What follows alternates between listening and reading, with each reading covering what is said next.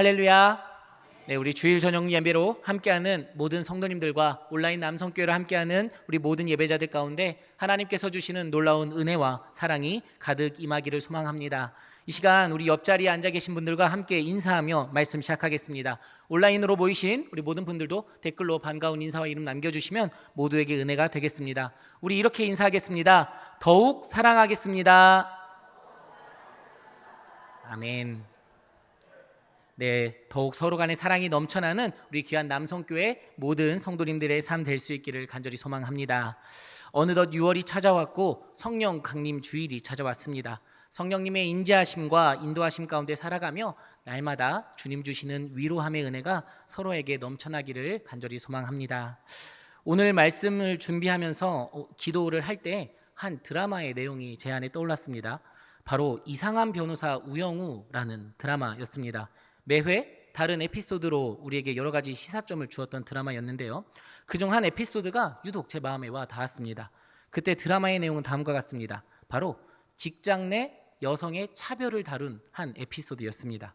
한 회사가 다른 외국 회사에 인수합병이 되면서 기존에 다니던 직원들을 정리해고해야 하는 상황이 생겼습니다. 거기서 이제 문제가 발생한 것이죠. 더 큰 문제이자 그 드라마의 핵심 쟁점 중 하나는 부부가 함께 다니고 있는 경우에는 남성보다 여성이 스스로 그 직장을 그만두도록 권유하는 데서 발생했습니다. 부당한 대우를 받고 해고당한 여성들이 회사를 상대로 남녀차별이다라는 명목으로 재판을 진행하는 에피소드였습니다. 결말이 어떻게 되었을까요? 부당하게 해고당한 여성들의 승리로 그 드라마가 끝났을까요? 아니었습니다. 현실은 너무 차가웠습니다.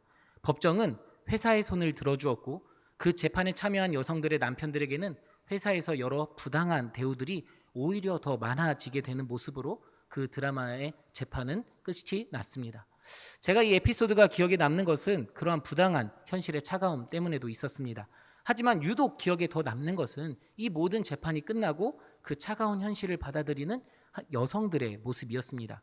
그 재판이 끝나고 나서 주인공 우영우 변호사와 그 친구 변호사는 어느 한 곳을 찾아갑니다. 바로 여성들의 편에 서서 재판을 이끌었던 변호사의 사무실이었습니다. 그곳에는 패소한 여성들이 함께 모여서 맛있는 비빔밥을 만들어 서로 웃고 있었습니다.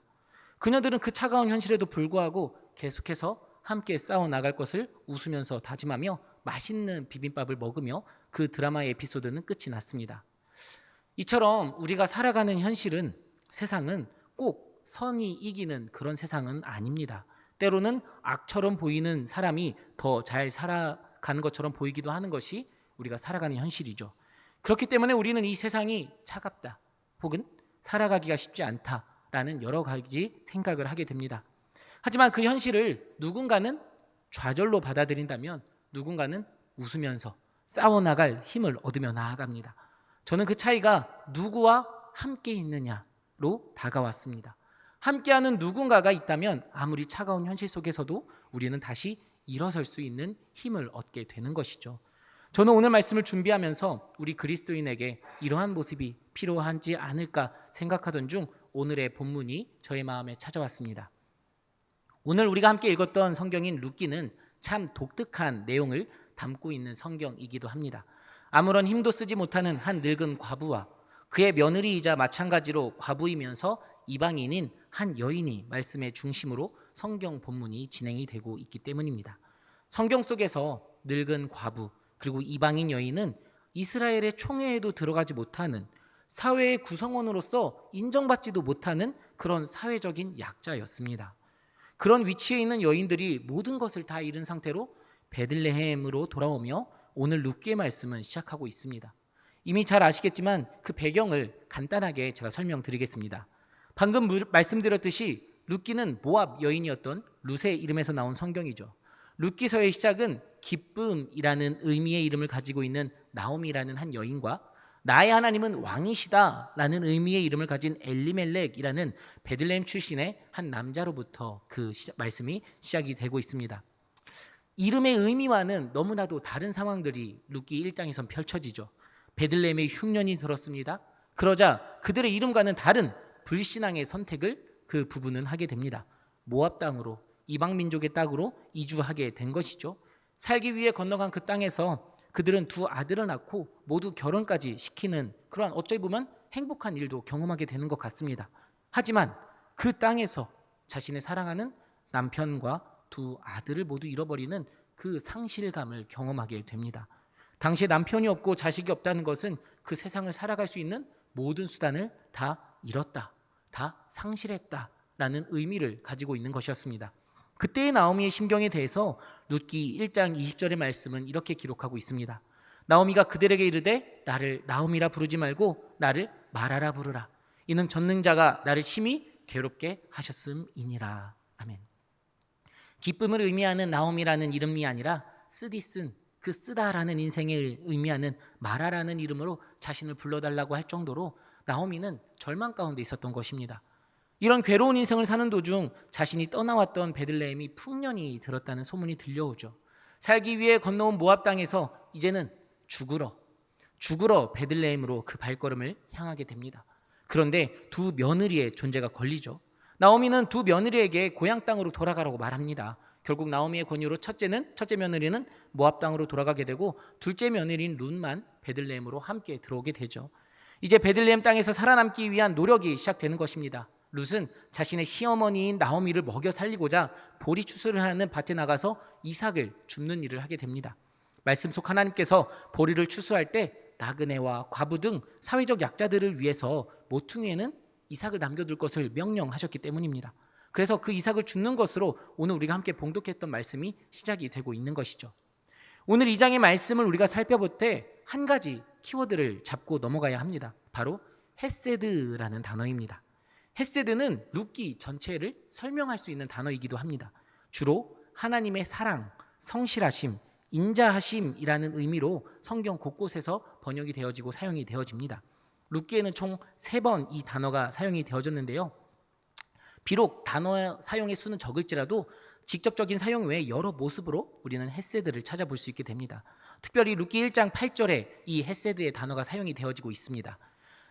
나오미가 두 며느리에게 이르되 너희는 각각 너희 어머니의 집으로 돌아가라. 너희가 죽은 자들과 나를 선대한 것 같이 여호와께서 너희를 선대하시기를 원하며 라고 합니다. 여기서 선대한 것 같이, 선대하기를 원하다에서 사용이 되어진 단어가 바로 헤세드 단어입니다.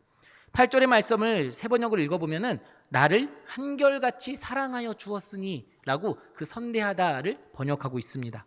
바로 이처럼 한결같은 사랑, 하나님의 변하지 않는 사랑을 의미하는 단어가 헤세드라는 단어입니다. 그래서 이 헤세드에는 몇 가지 특징이 좀 담겨져 있습니다. 우선 관계적인 사랑의 의미가 담겨져 있습니다.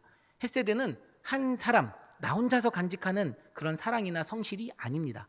하나님께서 우리 인간들을 사랑하시는 것, 하나님께서 성실하게 우리에게 약속하신 그 언약을 이루시고 은혜를 베풀어 주시는 것, 이것이 헤세드입니다. 우리를 향한 사랑, 하나님께서 우리를 향하여 있다는 그 관계, 그 방향성이 있다는 것이죠. 하나님과 이스라엘 백성 사이, 하나님과 우리 사이, 이렇게 관계적인 특징이 담겨져 있습니다. 그냥 특정한 누군가 한 명 혹은 한 분만 있다면 헤세드라는 사용이 되어질 수 없겠죠. 또한 헤세드에는 실천적인 사랑의 의미가 담겨져 있습니다. 하나님께서 이스라엘 백성과 언약을 맺으시고 그 언약대로 실천, 성실하게 그 언약을 이루심으로 그 사랑의 모습을 이스라엘 백성에게 보여주셨죠. 아브라함에게 약속하셨듯 그 후손을 창대케 하셨고 애굽에서 종살이하던 백성들을 자유케 하셨습니다. 그리고 먹이시고 약속의 땅으로 인도하셨죠.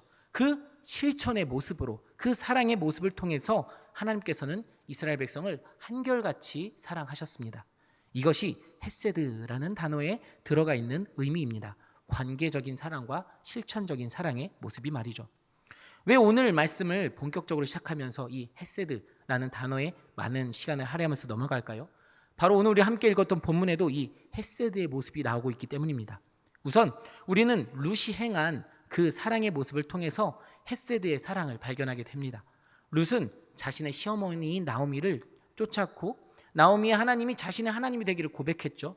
룻은 1장 16절에 나오는 고백과 행동을 통해서 이제 자신도 하나님의 언약 공동체 안에 속하기를 원한다라고 고백합니다.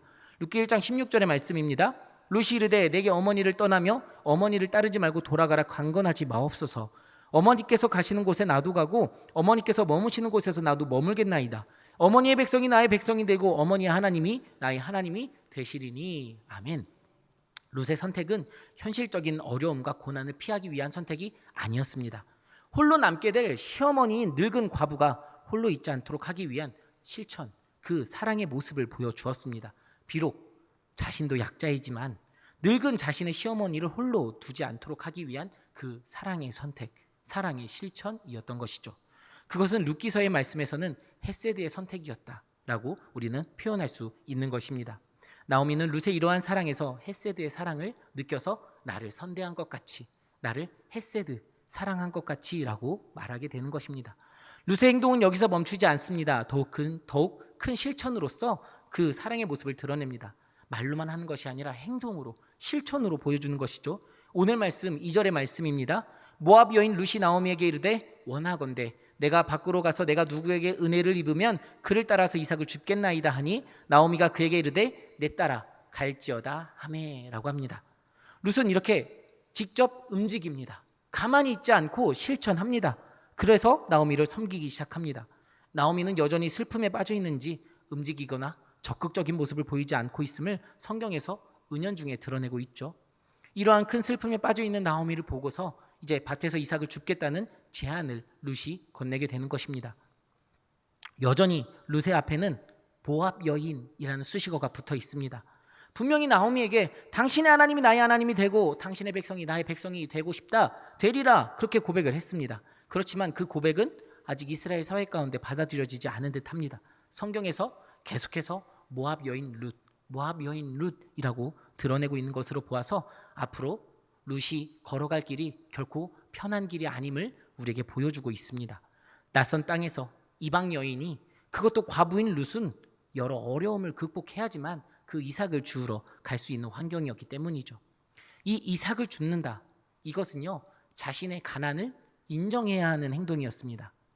이스라엘에는 복지 제도로서 가난한 자와 과부 그리고 고아와 나그네를 위한 이삭 줍기 규례가 있었다고 앞에서 말씀드렸습니다.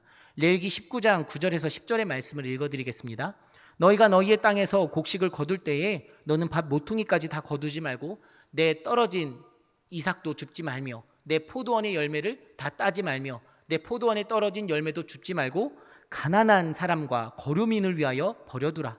나는 너희의 하나님 여호와이니라. 아멘. 이 복지제도가, 하나님께서 말씀하신 이 율법이 그들에게는 있었습니다. 하지만 이 율법을 온전히 실천하는 자가 많지 않았다라는 것이 문제이죠. 이삭이 떨어진 밭을 찾기가 어려웠다는 것입니다. 모퉁이에 떨어진 이삭까지도 모두 다 자신의 것으로 삼는 이들이 많았다라는 것이죠. 그렇기 때문에 룻의 지금의 결단과 행동은 결코 쉬운 일이 아니었습니다.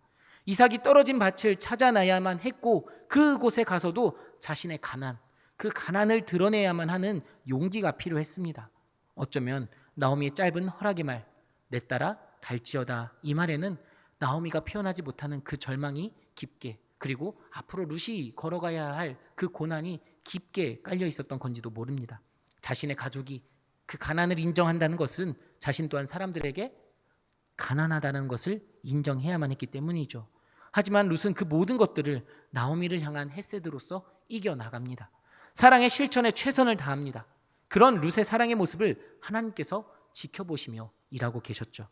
우연히 나오미의 남편이었던 엘리멜렉의 친족인 보아스의 밭에 이르게 됩니다. 그리고 마침 그곳을 지나가던 보아스는 룻을 바라보게 되죠. 오늘 말씀에서는 우연히와 마침이라는 단어를 통해서 그들의 만남이 우연인 것처럼 표현하지만 결단코 그 만남은 우연이 아니었습니다. 하나님의 섭리 속에 그 두 사람은 만나게 된 것입니다. 룻의 헤세드의 사랑을 하나님께서 지켜보시며 일하고 계셨던 것이죠. 그리고 이 만남은요, 상실 속에 있었던 룻과 나오미의 삶을 채워주는 그 계기가 됩니다. 룻의 모습을 본 보아스는 자신의 사환에게 저 여인이 누구인지 묻습니다. 그런데 그 표현이 어떻게 묻습니까? 5절의 말씀입니다. 보아스가 베는 자들을 거느린 사환에게 이르되 이는 누구의 소녀냐 하니, 룻의 현실이죠. 누구의 소녀냐. 당시 사회 배경 속에서 한 여인의 존재가 누구의 남편 혹은 누구의 소녀인지 그것이 중요한 것을 보여주는 대목입니다. 룻과 나오미의 현실을 우리는 한 번 더 일깨울 수 있게 되죠. 그리고 사환이 룻에 대해 설명합니다. 나오미와 함께 있는 모압 소녀이고 아침부터 와서 잠깐 쉬고 열심히 줍고 있다 설명합니다. 부지런히 일한 것을 사환이 지켜보고 있었던 것이죠. 룻은 낙담에 사로잡혀서 무기력하게 주저앉아 있거나 대충 하지 않았습니다. 자신에게 주어진 환경 속에서 삶을 개척해 나가기 위해 최선의 모습을 보여주고 있던 것이죠. 나오미를 위해서 정말 열심히 성실히 최선을 다하고 있었습니다. 그리고 하나님의 역사는 이 룻의 성실함과 그 헤세드 속에서 계속해서 일하고 있었던 것이죠. 룻의 모습을 본 보아스는 룻에게 여러 편의를 봐주는 조치를 취하게 됩니다. 바로 이 조치가 보아스의 헤세드입니다. 보아스는 룻에게 헤세드의 사랑의 모습으로 다가가는 것이죠. 8절의 말씀부터 한번 차근차근 살펴보겠습니다.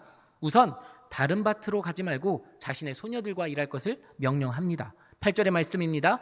보아스가 룻에게 이르되 내 딸아 들으라. 이삭을 주러 다른 밭으로 가지 말며 여기서 떠나지 말고 나의 소녀들과 함께 있으라. 아멘. 여기서 함께 있으라라고 하는 말의 의미는요, 율법에 나와 있는 것처럼 모퉁이에 남겨져 있는 것을 줍는 것이 아닙니다. 자신의 밭에서 같이 일하고 있는 사람들과 함께 이삭을 주어도 된다라는 의미입니다. 모퉁이에 떨어진 것이 아니라 자신의 밭으로 룻을 초대한 것입니다. 누군가와 경쟁하지 않고 이삭을 줄 수 있는 그 놀라운 혜택이 룻에게 선물로서 다가옵니다. 율법의 정신을 넘어서서 온전히 실현하고 있는 보아스의 모습을 우리는 확인할 수 있게 됩니다. 두 번째로는 수아의 소년들이 룻을 건드리지 못하게 합니다. 9절의 말씀입니다. 그들이 베는 밭을 보고 그들을 따르라. 내가 그 소년들에게 명령하여 너를 건드리지 말라 하였느니라. 목이 마르거든 그릇에 가서 소년들이 길어온 것을 마실지니라 하는지라. 아멘. 이 말씀 속에서 우리는 또다시 젊은 과부가 처한 현실을 바라보게 됩니다. 다른 이들의 성적인 착취의 대상이 될 수 있다는 것이 이 말씀 속에서는 포함이 되어 있는 것이죠. 제일 힘이 없는 이들에게 말입니다. 사실 과부가 밭으로 나가서 이삭을 줍는다는 것은 그 당시 문화적인 역사적인 배경 속에서 이 위험을 감수해야 하는 용기 있는 행동이었던 것입니다. 룻의 선택이 용기 있는 선택이었다라는 것을 우리에게 보여줍니다. 그리고 마지막으로 자신의 소년들이 떠온 물을 마실 수 있도록 마음껏 마실 수 있도록 배려합니다. 베들레헴이라는 도시는 성문 곁에 우물이 있던 도시입니다. 그렇기 때문에 밭과 우물을 왔다 갔다 해야 물을 길어서 마실 수 있었습니다. 왔다 갔다 하면 또다시 시간이 흐를 것이고 보리를 줍는 시간이 줄어들 것입니다. 그리고 당시 유대 사회에서 물을 떠주는 사람과 받는 사람을 보면 일반적으로 이방인이 이스라엘 사람에게 혹은 여자가 남자에게 물을 떠주는 모습이 일반적인 모습이었습니다.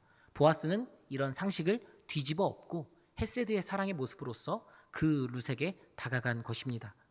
보아스의 이러한 행동은 우리로 하여금 하나님의 신실하신 사랑과 실천의 사랑, 그리고 정신이 살아있는 율법의 실천의 그 사랑의 모습을 보여줍니다. 율법에는 기본적으로 하나님의 사랑이, 그 헤세드의 사랑이 담겨져 있습니다. 이스라엘 백성이 정의로운 공동체를 만들어 나가길 원하는 하나님의 사랑이 담겨져 있는 것이죠. 보아스는 오늘의 말씀을 통해서 율법의 사랑의 정신을 실현한 것입니다. 율법의 참 의미, 그 헤세드의 사랑을 말이죠. 그리고 보아스는 놀라고 있는 룻을 향해 다음과 같이 축복합니다. 오늘 우리 함께 읽었던 본문 말씀인 12절의 말씀을 다시 한 번 더 함께 한 목소리로 읽어보도록 하겠습니다. 여호와께서 네가 행한 일에 보답하시기를 원하며 이스라엘의 하나님 여호와께서 그의 날개 아래에 보호를 받으러 온 내게 온전한 상 주시기를 원하노라 하는지라. 아멘. 참 아름다운 축복의 말이 아닐 수 없습니다.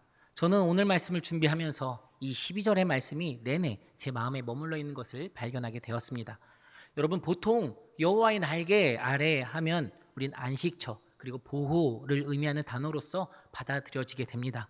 룻이 나오미를 쫓아 찾아왔던 하나님의 약속의 땅에서 현실적인 상황으로 보았을 때 안식처가 보입니까? 전혀 보이지 않았습니다.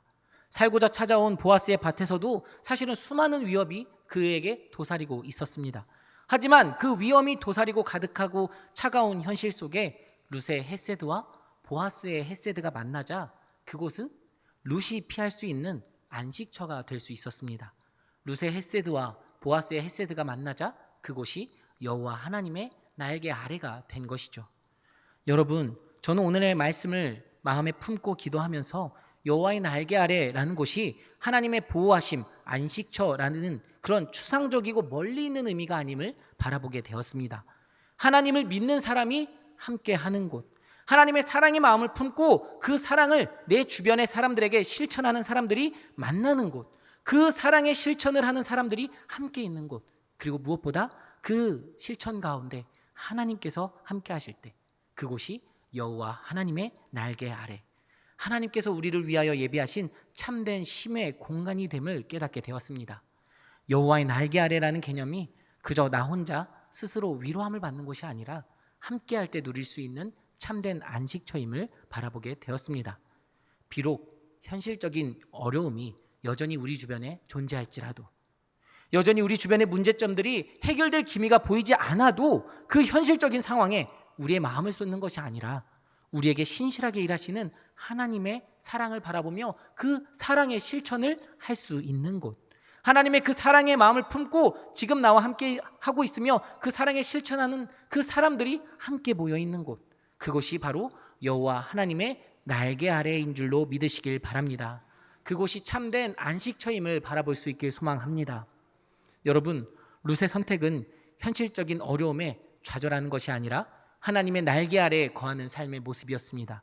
그 날개 아래에서 하나님께서 우리를 위해 보내주신 그 하나님의 사랑의 마음을 품은 사람과의 교제를 통해서 하나님의 사랑과 은혜를, 참된 안식을 누릴 수 있게 되었습니다. 보아스는 이를 온전한 상, 룻이 행한 사랑의 실천에 대한 온전한 상이라고 표현합니다. 온전한 상으로서 이스라엘 하나님의 그 날개 아래에 거하게 되었습니다. 사랑하는 여러분, 결국 하나님을 믿는 사람들의 공동체는 어떤 공동체가 되어야 합니까? 하나님의 은혜 가운데 서로 간의 차별이나 혐오감 없이 서로에게 헤세드의 마음을 품고 함께하는 공동체, 정죄함이나 평가가 아니라 하나님의 사랑의 실천이 함께하는 공동체, 상대방의 아픔에 함께할 수 있으며 그 상대방을 위해서 기꺼이 정성과 시간과 물질을 쏟을 수 있는 공동체, 이 귀한 영적 공동체가 하나님을 믿는 사람들의 공동체가 되어야 할 줄로 믿습니다. 바라기는 우리 남성교회가 계속해서 이 귀한 여호와 하나님의 날개 아래가 될 수 있길 소망합니다. 서로에게 최선의 헤세드의 모습으로 다가가고 함께할 때 하나님께서 우리 남성교회에 온전한 상을 허락하시며 여호와 하나님의 날개 아래가 되는 은혜를 더하여 주실 줄 믿습니다. 그 여호와의 날개 아래의 시작은 작고 작은 한 여인의 헤세드로부터 아름답게 꽃 피우고 있었음을 기억할 수 있길 바랍니다. 어느덧 6월에 접어들면서 한 해의 절반을 보내고 있습니다. 비록 날이 풀리고 따뜻해졌지만 여전히 우리가 살아가는 이 사회는, 이 현실은 차갑기 그지없습니다. 누군가는 IMF보다 더 어려운 경제 위기에 놓여져 있다 말합니다. 이 상황 속에서 우리가 해야 할 것은 저 모압 땅으로 건너가는 것이 아닙니다.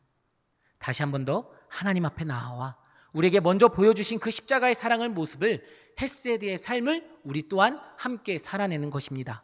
우리 한 사람 한 사람의 헤세드의 모습이 함께 모이는 우리 구역, 우리 선교회, 그리고 중보기도의 모임과 나아가서 온 남성교회가 여호와 하나님의 날개 아래임을 믿음으로 바라볼 수 있길 소망합니다. 나 혼자만 누리는 사랑이 아니라 다른 이들을 향한 그 사랑의 실천으로, 그리고 말로만 하는 모습이 아니라 실천의 모습으로 나아갈 때 그 자리에 하나님께서, 성령님께서 함께 하실 것입니다. 그리고 이 세상이 줄 수 없는 귀한 참된 평안을 허락하시며 이 현실을 다시 한 번 더 살아갈 힘을 불어넣어 주실 줄 믿습니다. 세상에 지쳐서 힘이 들고 참된 위로와 평안이 필요하실 때 서로를 찾음으로 하나 되는 더욱더 귀하고 아름다운 공동체로 계속해서 세워져 나갈 수 있기를 좋으신 예수님의 이름으로 축원합니다.